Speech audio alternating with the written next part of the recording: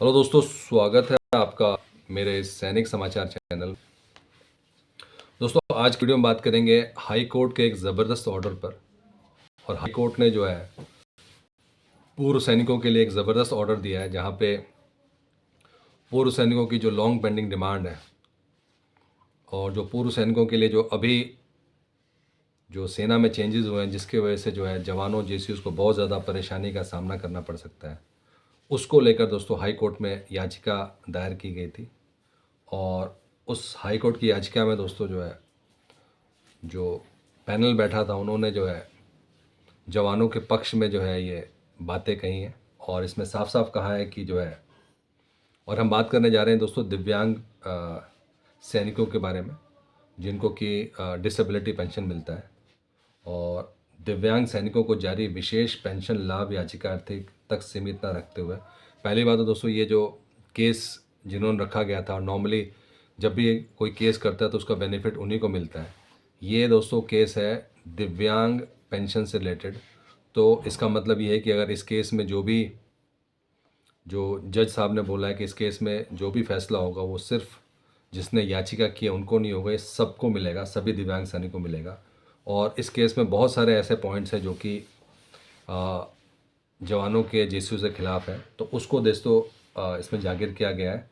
और इसमें कहा गया है कि सुप्रीम कोर्ट ने सेवा के दौरान जो दिव्यांग सैनिक होते हैं उनके लिए जो है अहम आदेश जारी किया है।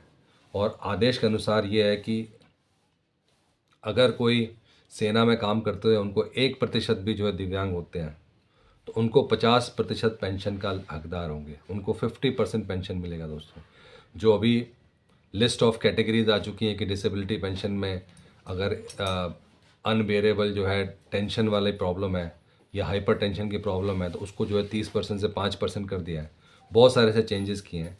तो दोस्तों ये जो चेंजेस हैं उसके लिए जो है केंद्र सरकार से जो है बहुत सारे क्वेश्चंस किए गए हैं कि इन चेंजेस करने का क्या मतलब है और इससे जो है क्या बेनिफिट होने वाला है। जो कि ऑलरेडी जो है सेना में काम करते हुए डिसेबल हो गए हैं उनको बेनिफिट मिलना चाहिए था। इवन जो दोस्तों विशेष एरियर है, विशेष पेंशन एरियर जो है 3 साल तक सीमित क्यों किया गया, इसके ऊपर क्वेश्चन पूछा गया है। हाई कोर्ट ने मामले को गंभीर मानते हुए कहा कि देश ने जब भी आपदा की स्थिति होती है सभी की निगाहें सेना की ओर होती हैं। अगर सेना में कोई विकलांग हो जाता है तो उसको जो बेनिफिट ऑलरेडी मिल रहे थे उसको क्यों कम किया गया।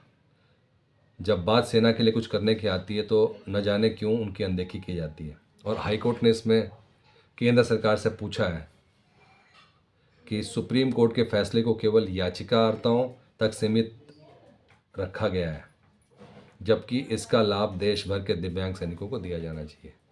तो दोस्तों वो जो कोर्ट का जो फैसले होते हैं कि जिसने केस किया, जिसके पास पैसे हैं, जिसने केस कर सकता है, जिनको नहीं अवेयरनेस है वो केस नहीं करते, उनको उसका बेनिफिट नहीं मिलता। तो इसको एक अलग से रखा है। उन्होंने कहा है कि ये सिर्फ और सिर्फ जो है सभी दिव्यांग सैनिकों को मिलना चाहिए, जिन्होंने किया है उन्हीं को नहीं मिलना चाहिए।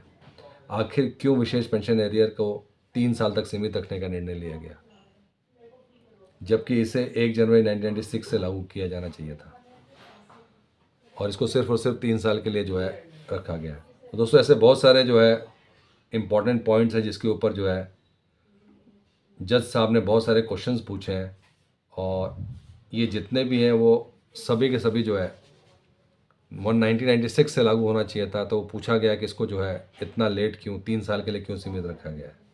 और सबसे बड़ी चीज़ ये है कि इसका बेनिफिट ये है कि जो लोग नहीं भी इसके ऊपर केस कर रहे हैं तो ये सिर्फ और सिर्फ जिसने केस किया उसकी जीत होगी, उसको नहीं मिलेगा। ये जो इसका बेनिफिट सबको मिलेगा। दोस्तों ये था आज का इम्पोर्टेंट अपडेट सभी पूर्व सैनिकों के लिए। हाई कोर्ट का आदेश जो है, अगर वीडियो पसंद आए तो लाइक कीजिए, शेयर कीजिए और सब्सक्राइब करना ना भूलें। Thank you for watching this video.